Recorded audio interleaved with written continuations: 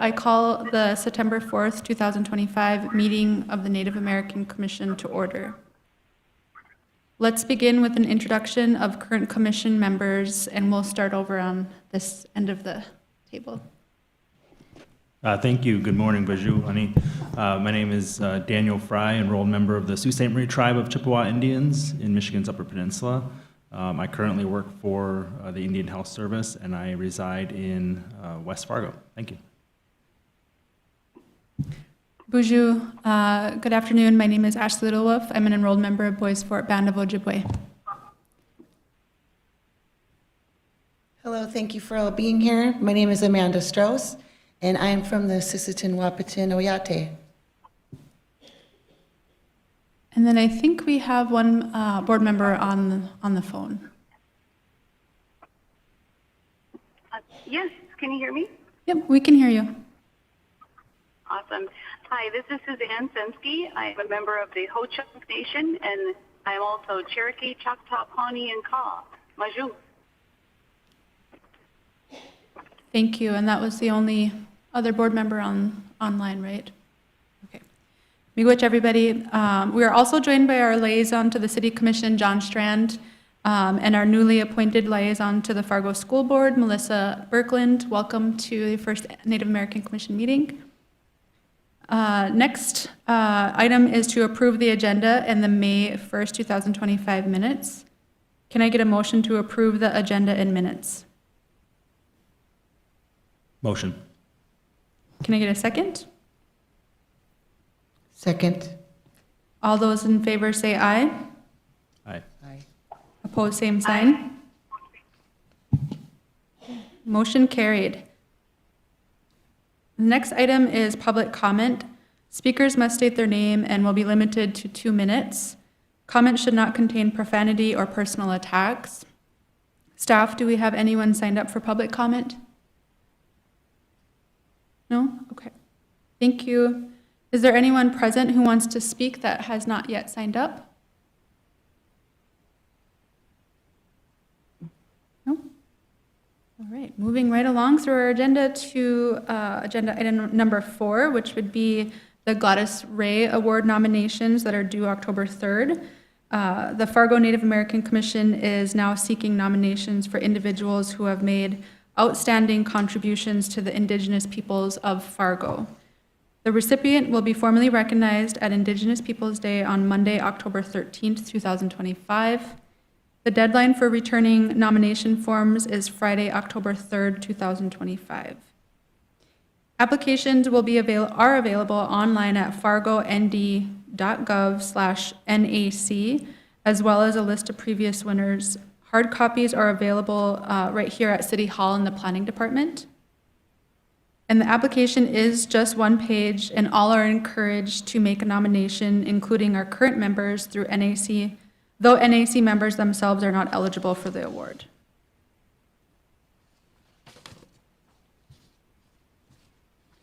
And I have a hard copy here in front of me, so it's there's just a space to provide why you are nominating the person and why you feel they should receive the Gladys Ray Award, and then just some general information on there. So again, the deadline to submit a nomination would be Friday, October 3rd, 2025.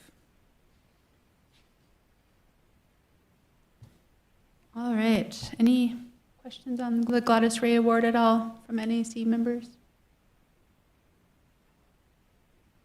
Okay, moving on to announcements. I wanted to call attention to a few recent and upcoming important dates. Our last Native American Commission was in May, but we did have some activity. On August 9th was Savannah Graywin Day, and the city issued a mayoral proclamation and lit up City Hall in recognition. And last year was the first year that we recognized Savannah Graywin Day here in Fargo. And as the proclamation states, Savannah's life and tragic death call attention to the need for missing and murdered Indigenous women's awareness and justice initiatives.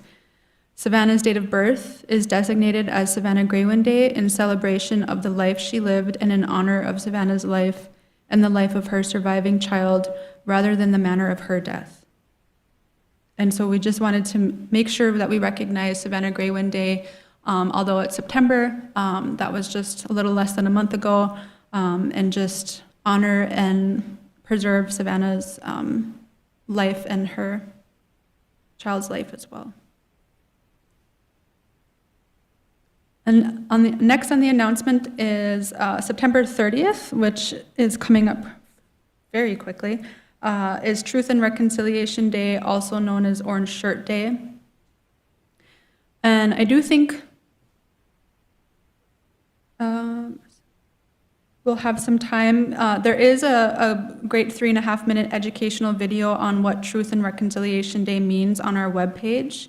And then I think we have some time to be able to play the video now. This video was created by Native American Commission member Dr. Emily Sargent and previous chair Whitney Johnson in 2023.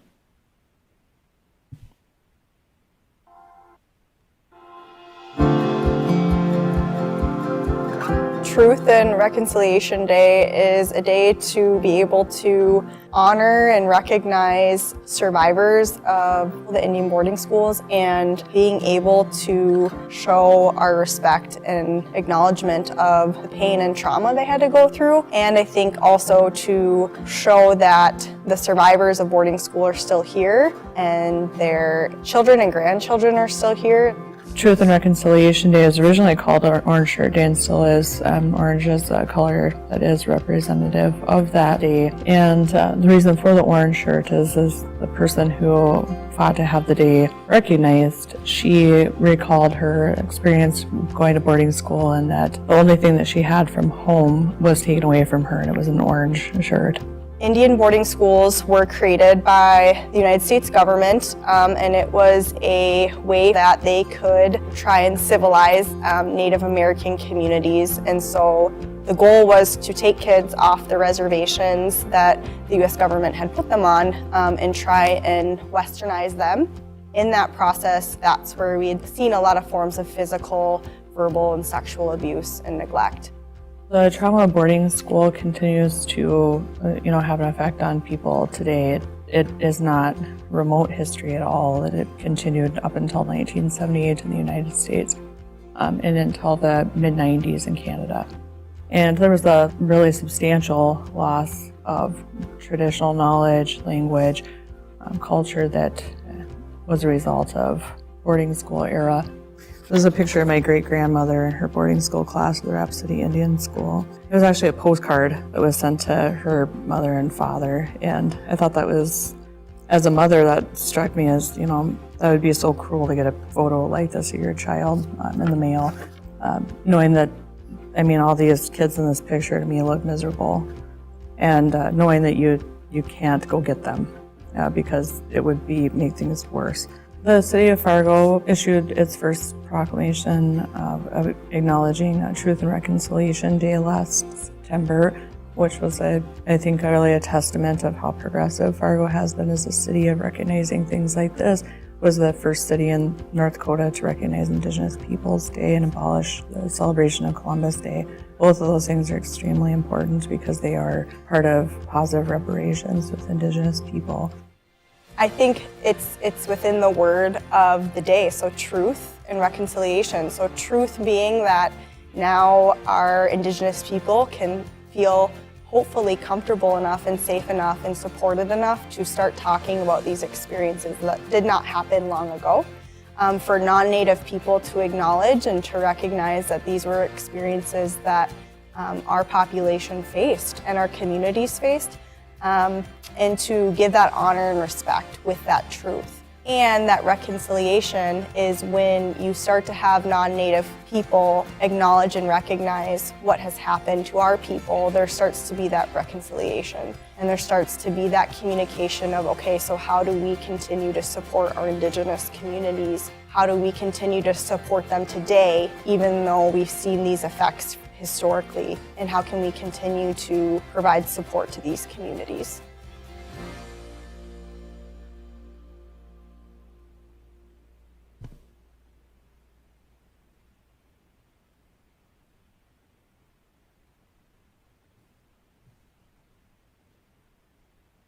All right.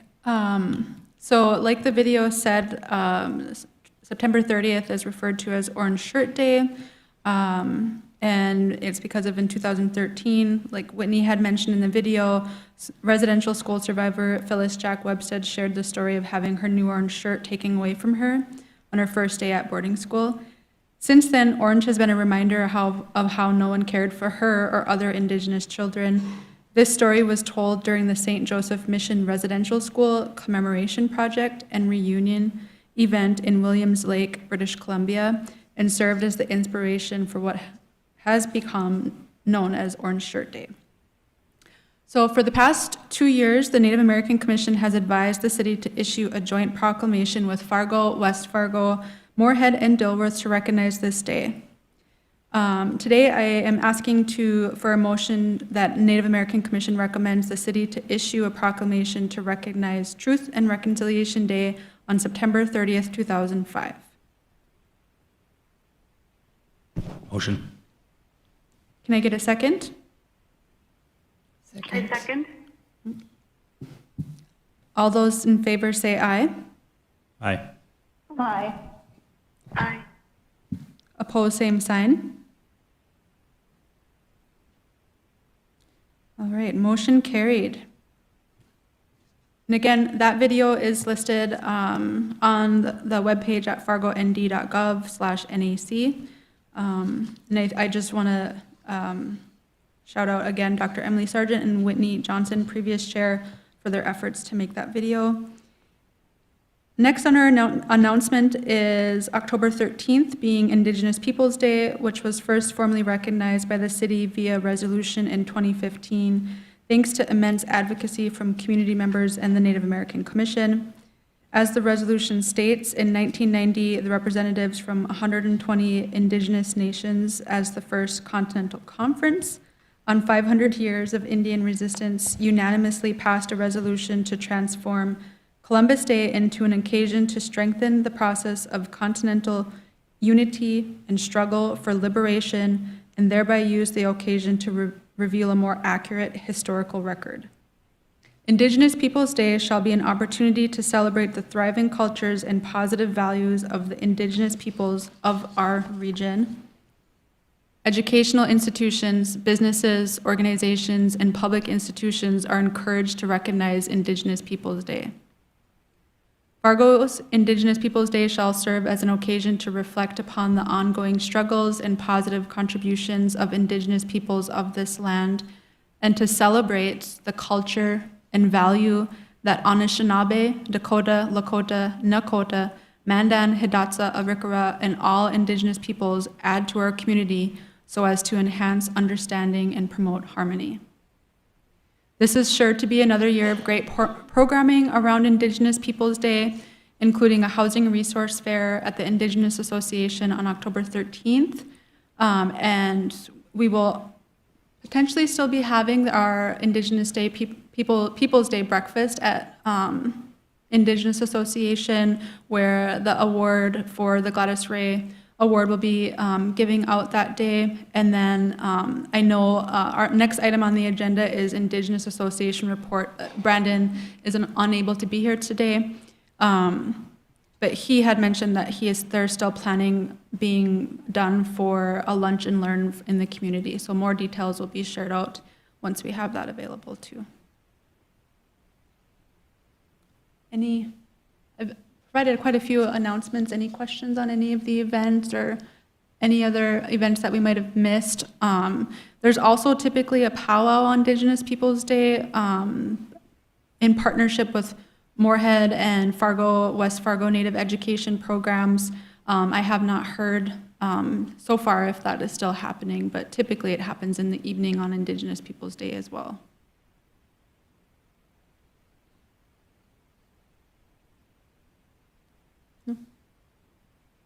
Didn't miss anything. Okay. Well, stay tuned for all of the events that are coming out, and if you would like, Brandon said to make sure to watch the Indigenous Association Facebook page, check out the website for any flyers or additional details for upcoming events on Indigenous Peoples Day, and recommend someone to receive the Gladys Ray Award, nominate some folks that are in the community, Fargo, doing great work by October 3rd. And then with that, since we don't have Brandon, the next item on the agenda is our staff and liaison reports. Do any city staff or liaisons wish to provide a report?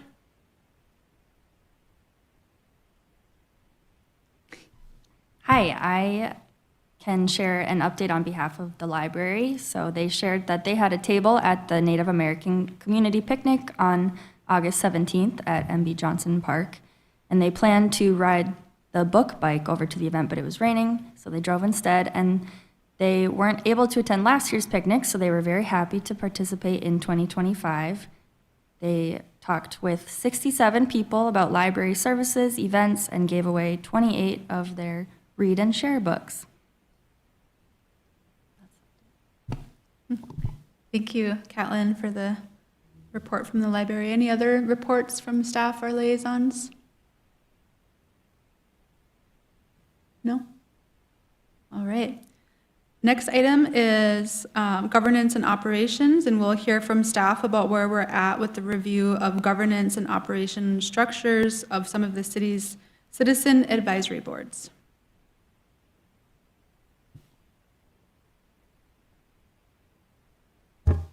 Thank you, Chair and board members. Good afternoon.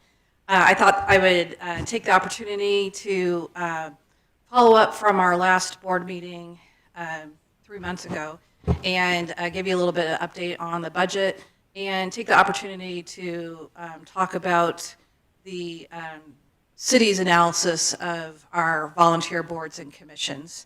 And one of them, of course, being the Native American Commission. The mic is going in and out. I'll let AV fix me if they need to.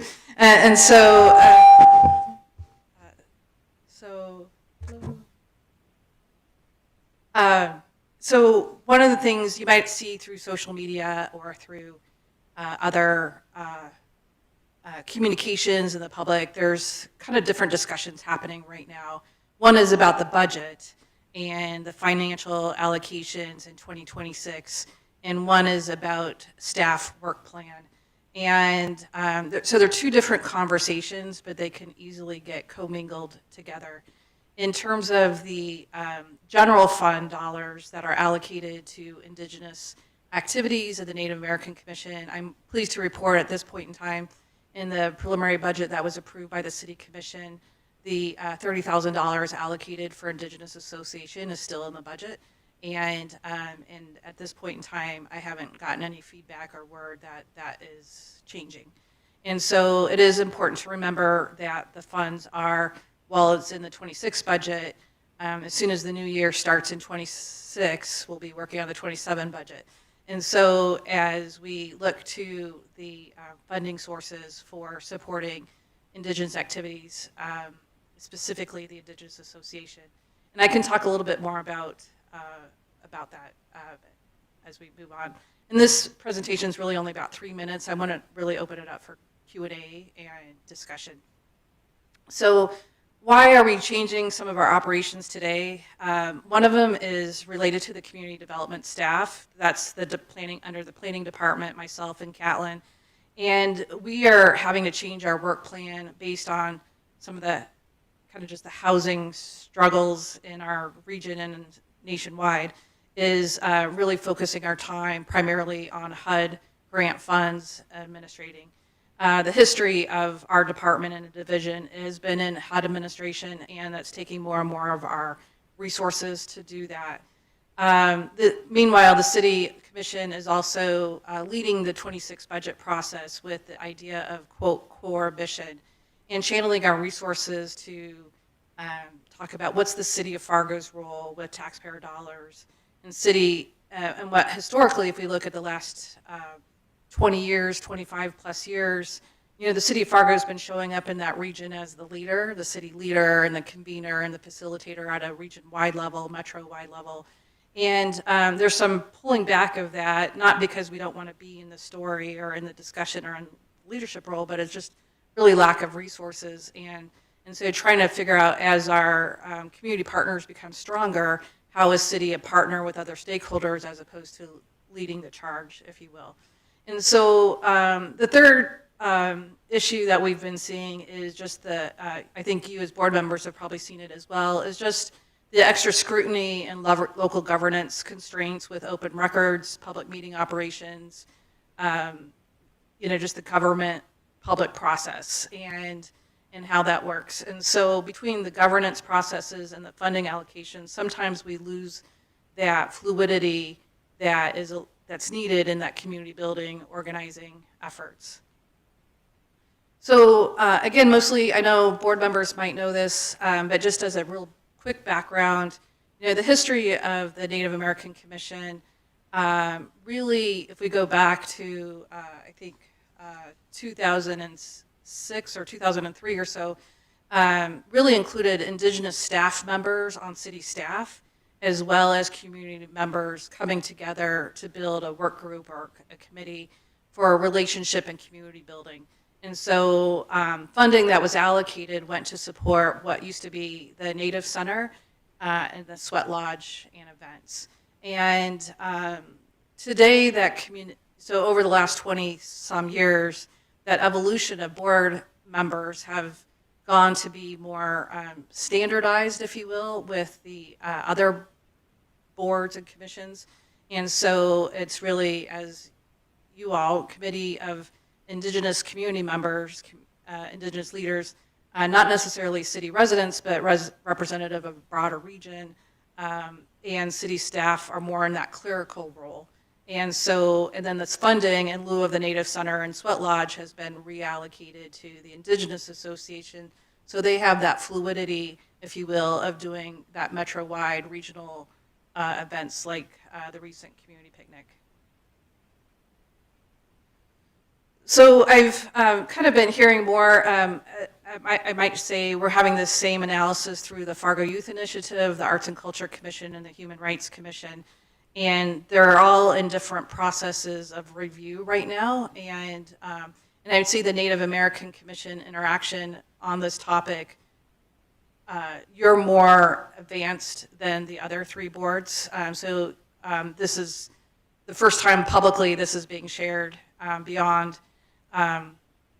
just some of our informal conversations.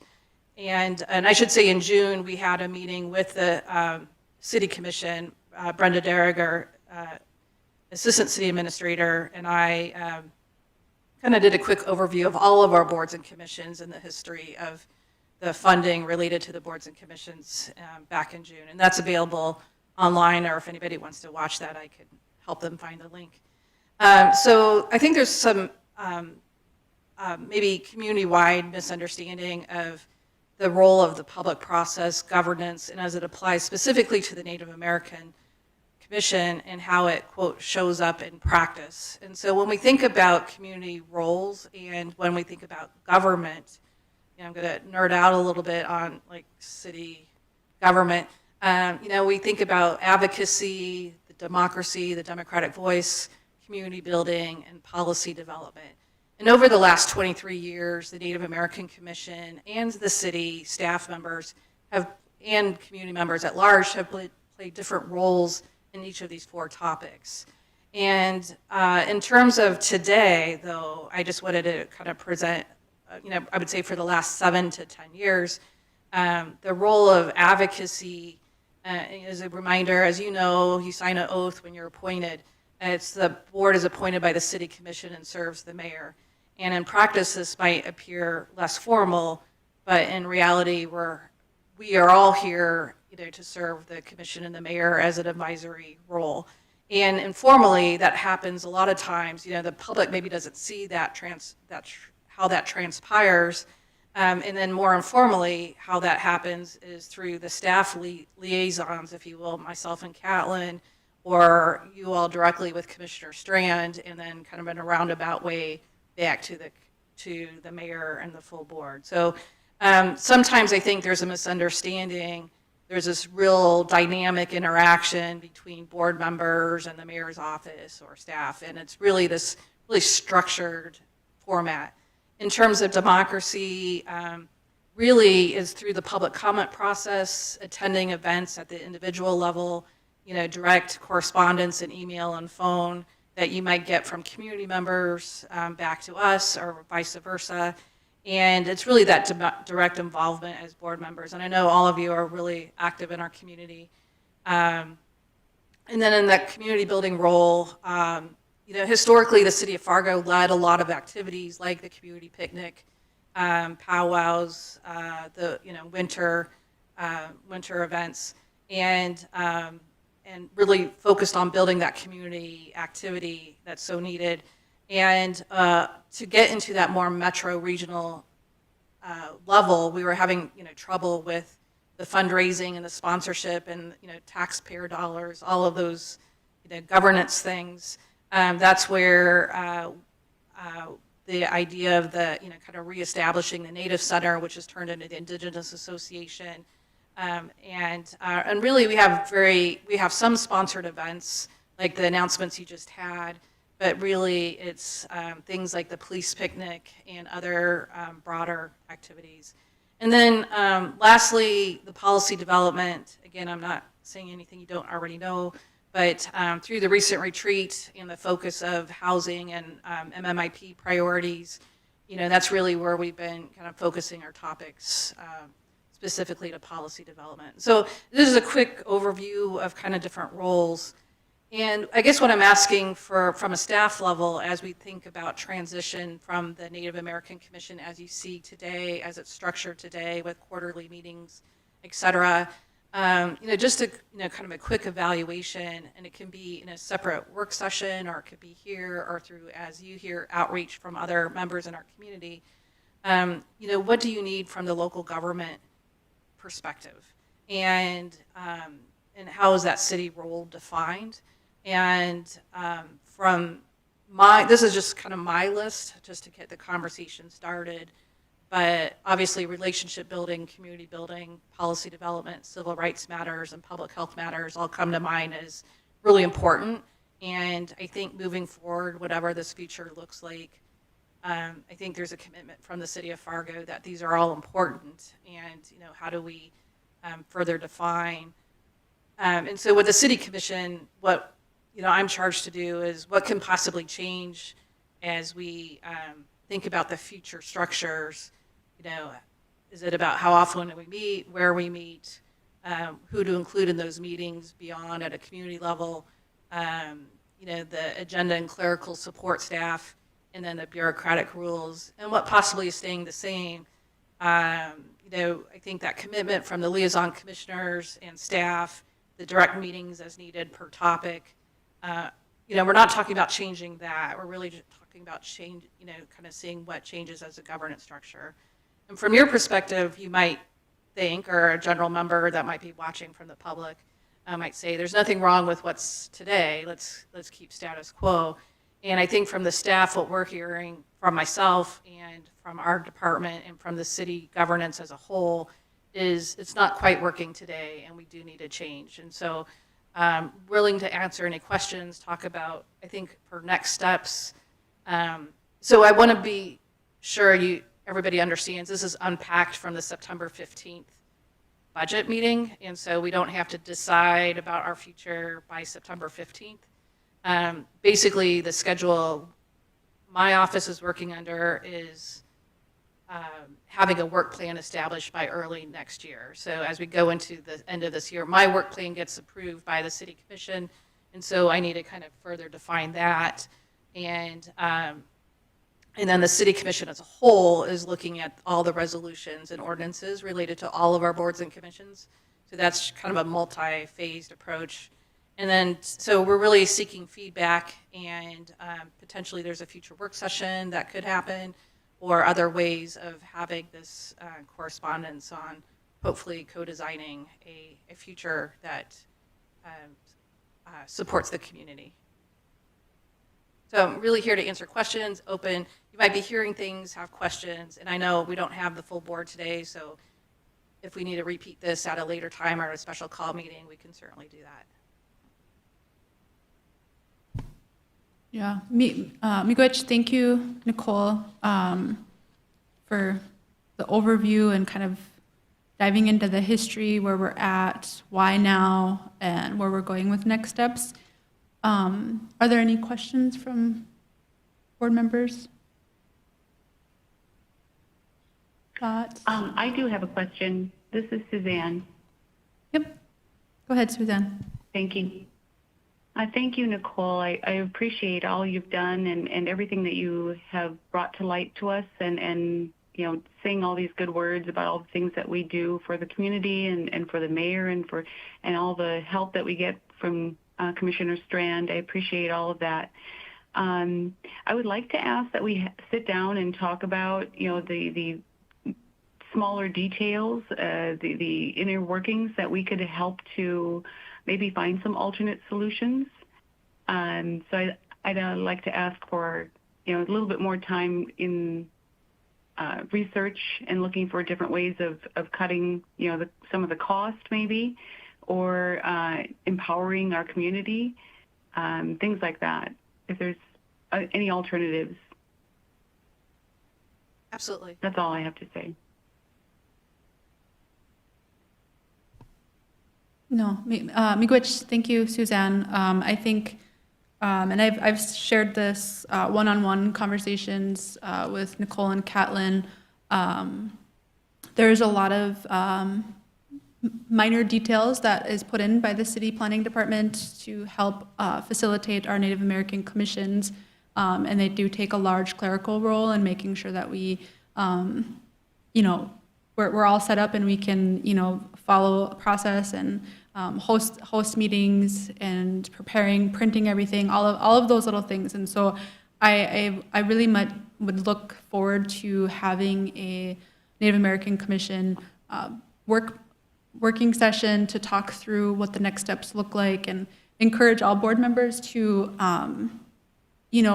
think about what we would like to see. And I'm a strong believer in this being the first Native American Commission in the country. And I've said this before, but if we don't exist, what message does that send to our Indigenous community? But also, sitting up here is a huge responsibility, and it's not taken lightly. And our role as an advisory committee, I want to make sure that we are involving community in whatever that looks like for next steps in the future of Native American Commission, and what would the community like to see too. So I think that's something that is priority for me, for looking into solutions and how to take the Native American Commission forward in the future. Yeah, thank Agreed. you. Thank you for those words. Oh, sorry. So this is Dan Fry. Thank you, Ashley, for sharing that. And then to Nicole, Caitlin, big thank you for the work that has gone into this. It doesn't go unrecognized on the platform that is given here in the city of Fargo versus what you might see across the United States. And I think that should be acknowledged. Having a working session is important for us to, as commission members, but also for the city to develop what the action plan looks like. When you go through change, it naturally leads to what does it look like afterwards. People like to see what that process looks like, what that flow map, what is actually going to come out of this, something that's tangible, something that still has action and teeth to it. But it's also a time for self-reflection too. Sitting on this is important. I've shared, some messages with Ashley just, through email as well on how I could step up, personally within this. And part of this whole process allows us to look at this holistically, not just the city relationship with the commission, but also our relationship sitting on this commission as well, and what it means, not only for the city, but for ourselves, representing our community and the Native people that are here in the Fargo-Moorhead area. Thank you.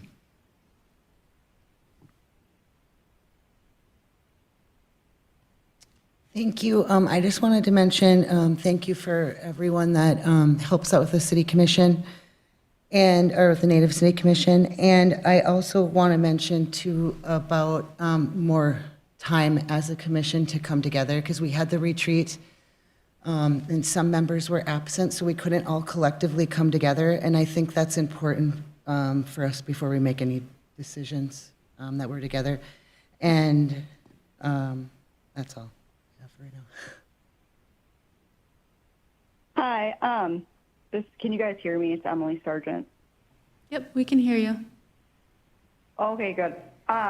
Yeah, I want to second that, what the fellow commissioners said before me. I mean, I think that before any movement happens, we definitely need to sit down and have a working meeting or a special meeting to discuss further. And I really want to highlight, Ashley, what you said, which is, I mean, yes, our role is, I appreciate, Nicole, you saying, you know, our role as the Native American commissioners is to serve the larger commission and to give guidance to the mayor on how to best support our communities. However, that has to come from our communities and our communities voicing to us what they're wanting to see happen. And then for us to figure out as a cohort or as a commission, commissioners of how we want to go about that in the best way that's going to serve our people. And I also asked for a little bit more time. We definitely need to have some more discussion and think a little bit more thoroughly of how we want to approach a lot of these situations. And certainly appreciate everyone that gives their time to make this happen, everyone on the city commission who does all the planning and all of the communication, and how can we still support you, and how can we do things to make, I don't know, just to brainstorm, how can we do some things to take some of that workload off, and that we can continue to be in the roles that we are, because, I mean, I voiced my opinion, is that I fear if we disperse and we all each go on different things, like, for example, it's just your voice gets smaller when you're not together as a united commission of Indigenous people. So I would like a little bit more time to think about that, and how are we going to be making the best impact for our city and for our Indigenous people.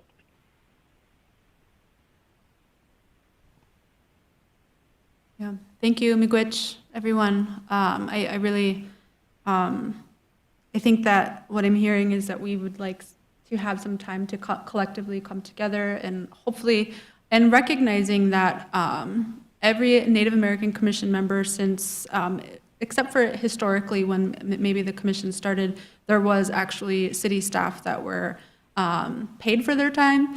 Every person that sits here on Native American Commission is stepping up voluntarily, and that is not, as a Native person, you might wear many hats in this community and do many things. And so it can be exhausting to continue to show up, or, you know, balancing working full-time and showing up to the different advisory roles or commissions or boards or meetings or planning. And so really want to recognize that for all NAC members as well. But how can we come together collectively in a good way to talk through what solutions, and honestly time to dream a little bit. What could this look like? What would we like to see Native American Commission look like moving forward? What would we like to implement as far as like for community voice and engagement? Because I think that's something that's really important too, and that visibility of Native American Commission and what we're doing. So I really appreciate, Nicole, your time and effort for your presentation, and just going through the history and kind of sharing the different, what our role is currently. And again, just miigwech, thank you to Catlin and Nicole and everyone from the city, because I do think we are ahead of the game as a Native American Commission. Nationwide, I think there's a lot of things happening, and I think that caused some alarm for our community, that caused some alarm for myself, for other members, when we were told that there was possibility that this commission may not exist. It was alarming, especially during this current political climate where using the term Indigenous is not welcome. And so I think it's a huge respect, and it's a huge undertaking for the city to continue to say we're still upholding this Native American Commission and whatever that looks like, and walking alongside to figure out what the future looks like for NAC. So I really appreciate all of your efforts. No, thank you so much for the feedback and comments. And I think what I'll do is follow up with a doodle poll, and we can start to, nail down a work session. And also some of that work session, I'll just offer, may want to be without staff present, right? And you might want to have your own, we would have, if you all get together, obviously there's the whole open meeting thing, but we can help notice or advertise without, there's options. And so, but I'll work with Ashley and Dale to kind of work through those next steps. We'll have more conversation. But, and I think primarily too, there's a lot of rumors and a lot of communications, and I get it. And, whenever you're trying to verify or validate in this community-wide too, if there's other, if you want to update that maybe you are questioning, just reach out to Commissioner Strand, myself, or Catlin, and we can make any clarification that's needed.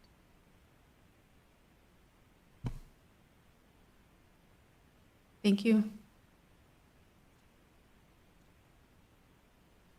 Any other comments before we move on?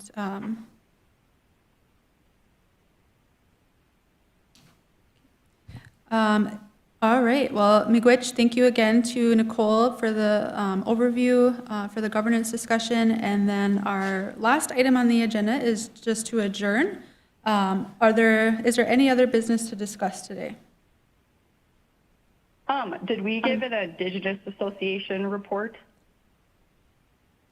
Yes, we talked through the Lunch and Learn still being planned, and to kind of watch the Facebook page, the breakfast on Indigenous Peoples Day, and then the 2025 Indigenous Peoples Day Award nomination.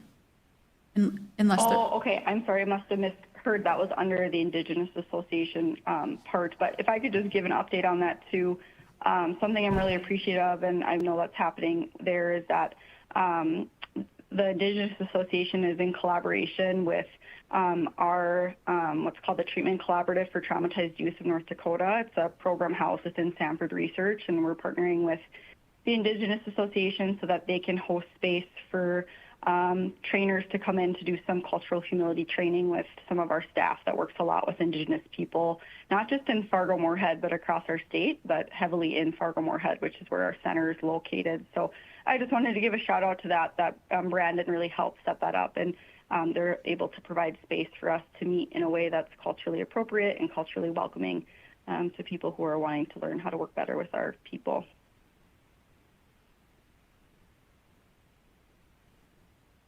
Thank you, Emily. That's really awesome to hear. I didn't know that was happening, so it's a good, important update. I do have one more. Oh, Sorry, yep. I do. This is Suzanne. So I wanted to let you know that on August 21st, the Indian Education for Fargo did meet, and they had the parent night. It went really well. They were short on funds for backpacks, so no backpacks were given out this year. So we did collaborate with Microsoft, and I did put out a fund drive for them. I think we raised about $500, but we're still confirming with the city, the Fargo school board, how much money was actually provided to that. But yeah, they're still going to be short about, they needed 100 backpacks, and they probably have enough money for maybe 30 or 40. So we're still a little short. So we're going to do another round here at Microsoft to ask for more funding. Susan, this is Emily. I appreciate that update and that feedback. I actually have some within Sanford. We have we're trying to host some drives too to give away some backpacks for kids. So if you're needing more backpacks, please connect with me, and we have a ton that we could donate for the Indian Education Program or Native American Education Program. Wonderful. Thank you, Emily. I'll do that. Yeah, thank you both, and for everyone. I really, and Suzanne for taking on that drive to raise funds for Native education backpacks, because I know there was quite a bit of shortage of backpacks this school year for across the region. But Miigwech, thank you. Opening it up one more time for any other business.